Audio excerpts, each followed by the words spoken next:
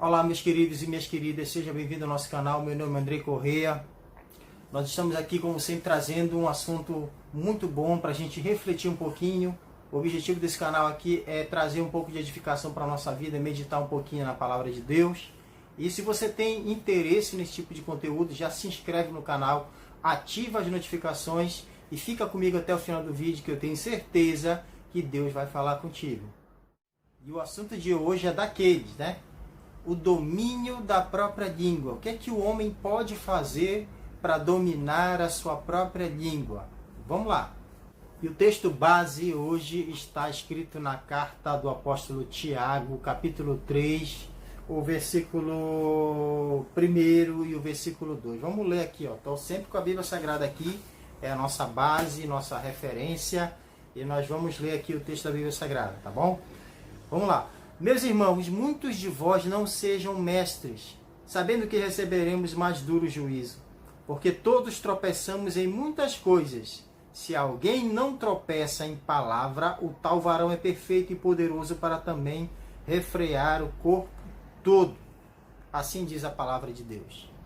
Queridos, este assunto, ao mesmo tempo que ele é comum ao nosso dia a dia, ele é complexo. E eu tenho certeza que nós teremos aqui pelo menos 1, 2 ou 3 horas para falar de tanta coisa que está envolvido neste tema, né? O domínio da própria língua, quais são os pecados, o que envolve, maledicência, né? Bênção, maldição, tudo que pode sair da língua do ser humano, da boca do ser humano, quais são os males, né? O que a gente pode fazer para evitar certas coisas que a gente pode tirar do nosso dia a dia, comportamentos. Seria uma série de coisas que a gente conseguiria falar aqui e levaria assim um vídeo muito longo.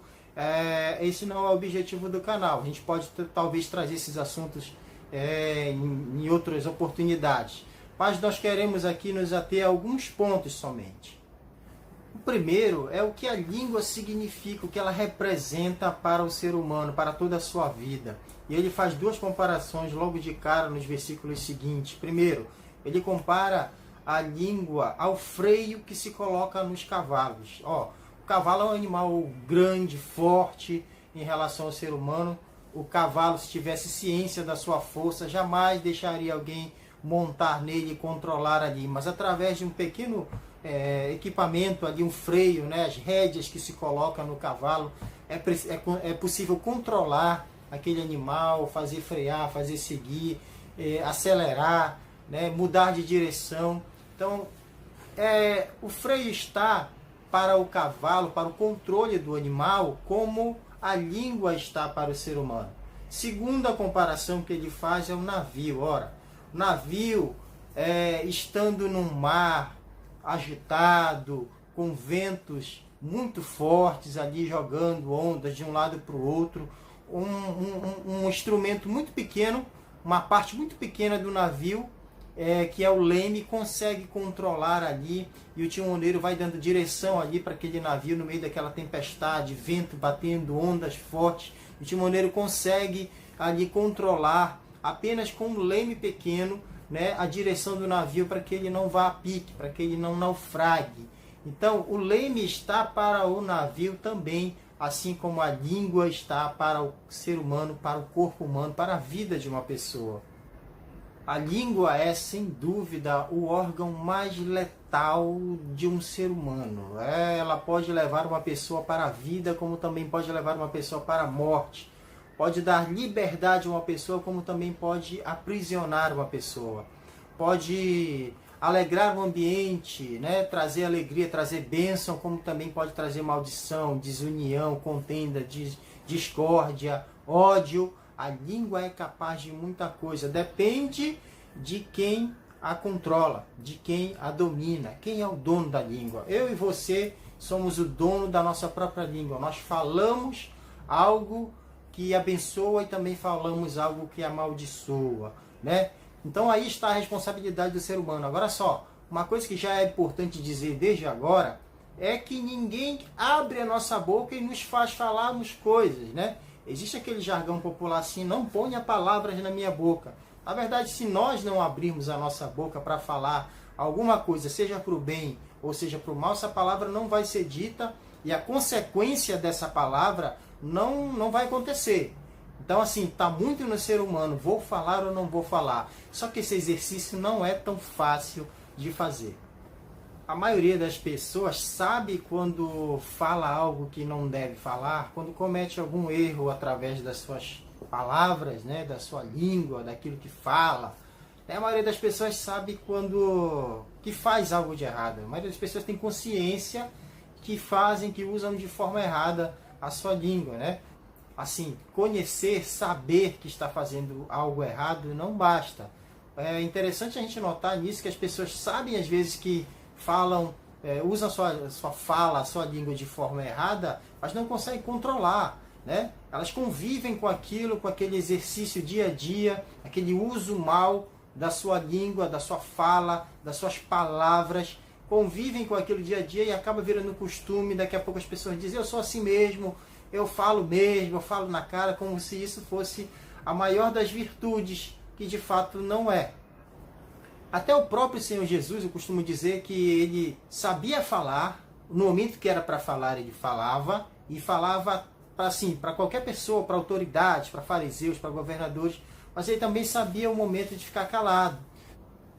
Teve uma ocasião lá em Mateus capítulo 27 que Jesus foi colocado ali diante de Pilatos e ele foi perguntado, tu és rei dos judeus? Ele disse, tu dizes. E aí o povo, os sacerdotes começaram a acusá-lo e Pilatos olhou para ele e dizia assim, eles estão te acusando, você não vai se defender, você não vai falar nada, e ele ficou calado. Momento de ficar calado, Jesus nos deu essa lição, momento de falar, mas tem também o momento de ficar calado. Ele que tinha uma resposta para tudo. Jesus tinha com certeza algo para falar ali, mas achou por bem refrear a sua língua, controlar as suas palavras e não falou nada. Foi melhor ficar calado. Por quê? Deus sabe, Jesus sabia naquele momento, foi melhor ficar calado. Então, gente, falar tudo que pensa, falar tudo que quer, na cara, na lata, como dizem, não é uma virtude. Virtude é nós termos controle sobre o nosso falar, sobre a nossa língua, e eu saber o momento de ficar calado, falar quando devo falar, controlar, dosar as minhas palavras e ficar calado quando é o momento de ficar calado. Porque uma palavra dita em tempo errado, em momento errado, em ocasião errada, uma palavra errada, ela vai trazer grandes consequências e nós vamos sofrer essas consequências.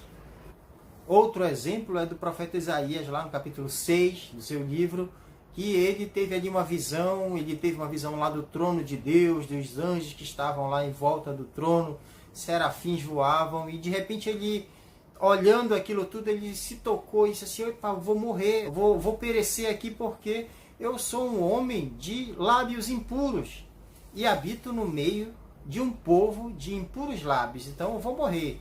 Só que naquele momento vem ali um anjo, um serafim, pega uma brasa viva do altar, toca ali no seu lábio e diz, o teu pecado foi perdoado, a tua iniquidade foi retirada, e ele foi purificado ali. O que eu entendo aqui é que as pessoas têm consciência de que vivem de maneira errada, de que cometem pecado, deslizes, usam de forma errada o seu falar, as suas palavras, e não conseguem. O exercício de tomar um caminho diferente é tão difícil, é tão complicado a gente parar, mudar de direção, não fazer mais. E assim, é mais difícil começar um hábito novo, de não falar o que não se deve, de calar no momento que se deve calar, e é mais fácil fazer o errado do que o certo, que as pessoas se entregam à maneira errada de se conduzir e convivem com aquilo e acham que aquilo já faz parte de si. O profeta Isaías tinha consciência que tinha pecado na sua vida, que ele falava coisas que não devia, e que mais? Ele vivia no meio de um povo que tinha lábios impuros. O que é que eu tiro de lição para a nossa vida? Às vezes a gente está tão acostumado a ver as pessoas falando mal das outras, né? Usando a palavra para ferir, para ofender, e às vezes nossos amigos, as pessoas que estão em volta da gente, fazem isso de uma maneira tão natural, e a gente acaba também se entregando a esse mesmo comportamento. E aí, quando a gente percebe, nós estamos assim, num grupo de pessoas em que todo mundo fala mal dos outros, em que todo mundo fofoca, calunia, inventa história e assim por diante.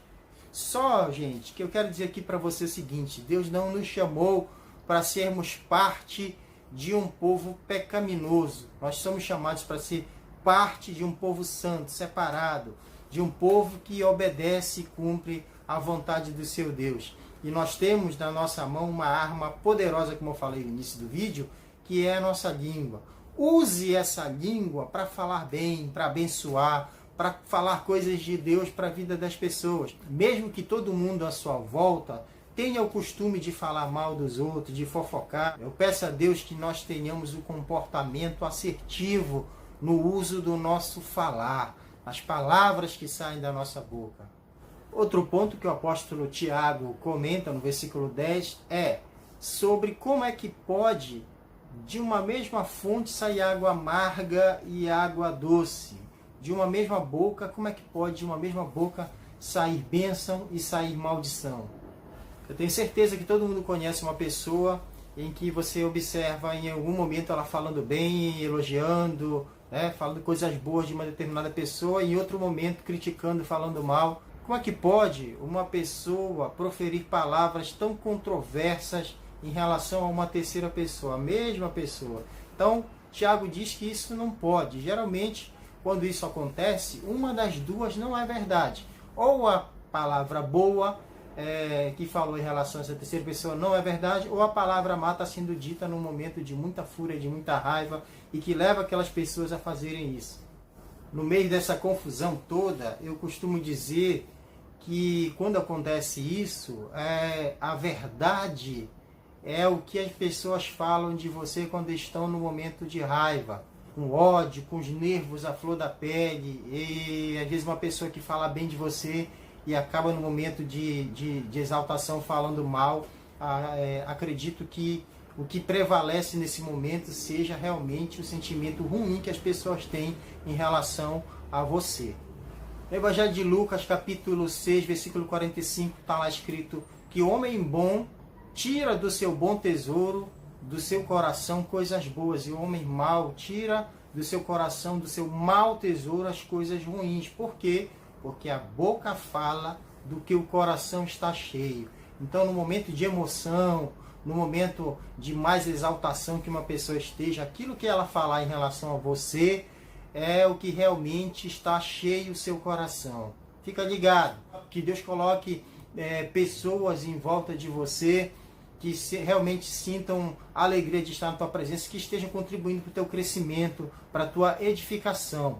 E você, enquanto servo de Deus, enquanto filho de Deus, tenha sempre o compromisso de refrear sua língua. Olha esse exercício legal que eu acho bom de a gente praticar, né? E a gente não sabendo se uma palavra vai ferir alguém, se vai deixar uma pessoa satisfeita, a melhor coisa é não falar.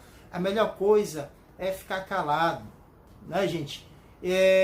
Na dúvida, fecha a boca. Vou ofender, vou machucar. Fecha a boca, procure entender o momento e a hora que Deus vai colocar na sua vida de falar aquela coisa que você acha que deve falar. Numa ocasião, principalmente se for na presença de outras pessoas, que pode deixar aquela pessoa machucada, é melhor não falar. Faça o exercício do silêncio. Faça que nem Jesus Cristo. No momento de ficar calado, ele ficou calado. Então, que Deus te dê sabedoria, que nos dê sabedoria, na verdade. Porque eu também preciso, né?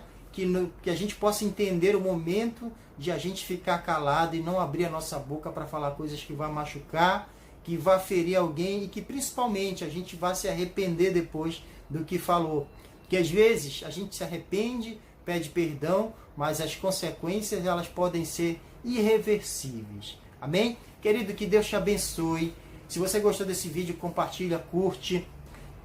Como eu falei no começo do vídeo, se você não é inscrito, te inscreve no canal. Eu sei que Deus vai colocar muitas mensagens aqui, muitos pontos de reflexão para a gente ir edificando a nossa vida, para a gente ir conversando aqui, né? Que Deus te abençoe, siga em frente, Deus é contigo.